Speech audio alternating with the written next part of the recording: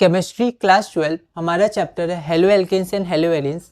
CBSE के हम previous year questions कर रहे थे जो 2010 से 2023 तक आए हैं और हमारा टॉपिक 2 था प्रिपरेशन ऑफ हेलो एल्केन्स। पिछली वीडियो में हमने क्वेश्चन नंबर 33 का पहला पार्ट किया था, तो आप इसको उस वीडियो से देख सकते हैं।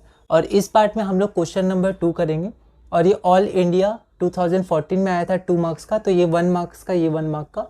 तो इस वीडियो में हम लोग ये क्वेश्चन करेंगे, तो एक बार आप इसे ट्राई करिए, फिर हम लोग आगे बढ़ते हैं। तो पहले हम यहाँ पर कॉन्सेप्ट देखते हैं। यहाँ पर हमारा कन्वर्जन है अल्कीन से हेलो एल्केन, ठीक है। कन्वर्जन के बहुत सारे क्वेश्चंस आते हैं, तो अभी से हम लोग ध्यान देंगे किसको किस में, किस फंक्शनल ग्रुप को किस फंक्शनल ग्रुप में हम लोग कन्वर्ट कर रहे हैं, कैसे कन्वर्ट कर रहे हैं। यहाँ पर हमें अल्कीन गिवन है, एक्चुअली ये तो फिनाइल हो गया, मतलब एराइल ग्रुप हो गया। यहाँ ये अल्कीन हमें गिवन है और यहाँ पर हमें हेलो एल्केन बनाना है, क्योंकि ये आगे चल के हेलो एल्केन बनेगा, यहाँ एडिशन रिएक्शन हो जाएगा, ठीक है। तो यहाँ पर जो प्रोडक्ट है वो हेलो एल्केन है और क्वेश्चन में भी दिया आपको मोनो हेलो प्रोडक्ट बनाना है, ठीक है। तो एल्कीन से हमें हेलो एल्केन जाना है, तो हम लोग किस प्रोसेस से जाएंगे, तो एनसीईआरटी में 2 मेथड्स लिखे हुए हैं। एनसीईआरटी की आप एक एक रिएक्शन एक एक लाइन ज़रूर पढ़िएगा, वो बहुत इंपॉर्टेंट है। तो यहाँ पर एल्कीन से हम लोग हेलो एल्केन जाएंगे एडिशन ऑफ HX से, हाइड्रोजन हैलाइड।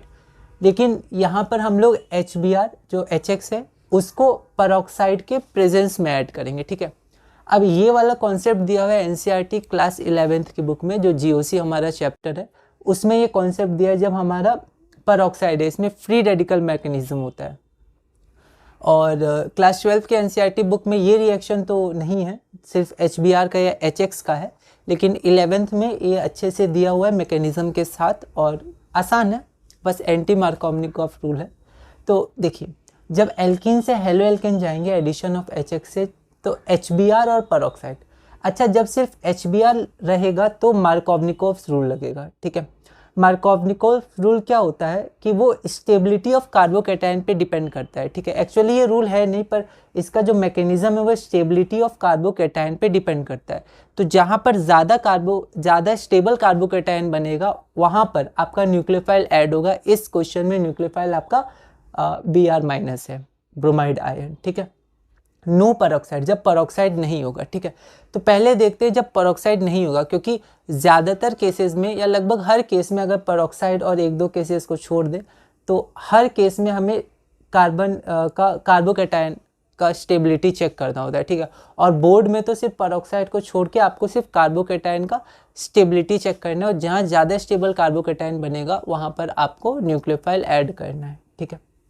तो हमारा मार्कोवनिकॉफ रूल क्या कहता है, मार्कोवनिकॉफ रूल कहता है कि जो हमारा न्यूक्लियोफाइल होगा वो वहाँ पर ऐड होगा या उस कार्बन में ऐड होगा जिस कार्बन के पास कम हाइड्रोजन एटम है, ठीक है।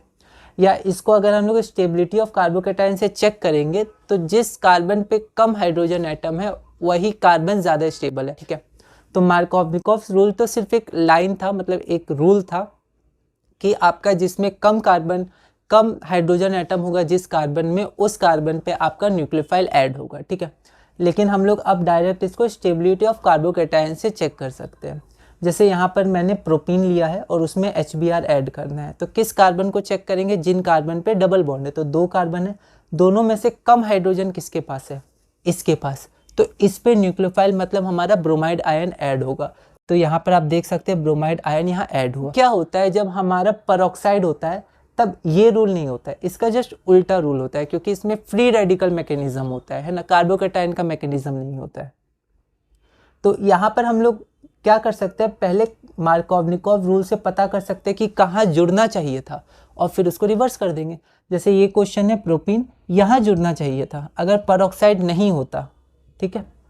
पर परऑक्साइड है तो जुड़ेगा कहाँ, यहाँ जुड़ेगा जहाँ पर यहाँ हाइड्रोजन जुड़ा था। उल्टा, एंटी मतलब उल्टा, ठीक है, इसका अपोजिट। तो ये एंटी मार्कोवनिकॉफ रूल है। तो ये रूल जस्ट इसका अपोजिट कहेगा कि अब परऑक्साइड के प्रेजेंस में ब्रोमाइड आयन हमारा न्यूक्लियोफाइल उस कार्बन पे ऐड होगा जिस कार्बन पे ज़्यादा हाइड्रोजन एटम है। तो इन दोनों कार्बन को चेक करना है, क्योंकि यही एडिशन होगा, ये एडिशन रिएक्शन है, इसलिए इसको एंटी मार्कोवनिकॉफ एडिशन भी बोलते हैं, मार्कोवनिकॉफ एडिशन, अगर ये रूल फॉलो हो रहा है। तो इन दोनों में से किस कार्बन के पास ज़्यादा हाइड्रोजन है, तो इसके पास। तो परऑक्साइड में जो न्यूक्लियोफाइल है वो आपका यहाँ जुड़ेगा। तो देखिए यहाँ जुड़ा है। अब इसको कार्बोकैटायन में चेक करिए, तो फिर वही होगा कि स्टेबल यहाँ बनेगा कार्बोकैटायन, पर क्योंकि ये मार्कोवनिकोव रूल नहीं है तो आपका Br माइनस यहाँ जुड़ेगा, जो यहाँ जुड़ा हुआ है, ठीक है। अब हम लोग ये क्वेश्चन देखते हैं। हमारा क्वेश्चन क्या है, ये एल्कीन है, ये एराइल ग्रुप है, ये फिनाइल है, पर यहाँ एल्कीन, यहाँ एडिशन होगा, ठीक है। तो आप यहाँ देख सकते हैं, ये मैंने रिएक्टेंट लिख दिया, ठीक है। आप ध्यान से रिएक्टेंट उतारिएगा, ये HBr है, ये परऑक्साइड है, ठीक है। तो अगर परऑक्साइड नहीं होता तो यहाँ पर ज़्यादा स्टेबल बन रहा है कार्बोकेटायन, ठीक है। पर परऑक्साइड है तो जो हमारा Br माइनस न्यूक्लियोफाइल है यहाँ जुड़ेगा, या फिर ऐसे समझिए कि परऑक्साइड के प्रेजेंस में जो हमारा Br माइनस या न्यूक्लियोफाइल होता है वो वहाँ ऐड होता है जिस कार्बन के पास ज़्यादा हाइड्रोजन है। इसके पास ज़्यादा हाइड्रोजन है तो यहाँ पर Br ऐड हो गया। यहाँ पर आप डैश करके H लगा सकते थे जैसे मैंने यहाँ दिया है, पर मैंने यहाँ डायरेक्ट CH2 लिख दिया है, ठीक। तो यहाँ आप देख सकते हैं कि यहाँ मैंने प्रोडक्ट लिख दिया है, ठीक है। यहाँ पर ऐड होगा एंटी मार्कोवनिकोव रूल के अनुसार, जहाँ पर लेस स्टेबल कार्बोकेटायन बनेगा, ठीक है। ऐसा आप समझ सकते हैं। अब आप इसका नाम चाहें तो दे सकते हैं, ना चाहें तो नहीं दे सकते, क्योंकि यहाँ पर जनरली स्ट्रक्चर पूछा है, ठीक है।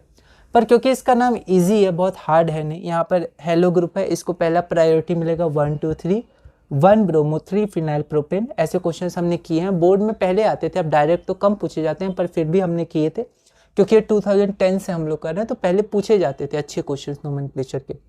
तो आप चाहे तो ये नाम लिख सकते हैं, ना चाहे तो नहीं लिख सकते, बट स्ट्रक्चर पूछा गया तो आप वो ड्रॉ कर दीजिए। तो ये रहा हमारा क्वेश्चन, 2 मार्क्स का था। इसका जो पहला पार्ट है वो हमने इसकी जस्ट पिछली वीडियो में देखा है, इस वीडियो में हमने ये पार्ट देखा, तो ये क्वेश्चन पूरा हो गया। अब हम अपनी अगली वीडियो में अगला क्वेश्चन करेंगे और topic 2 preparation of haloalkanes में आगे बढ़ेंगे।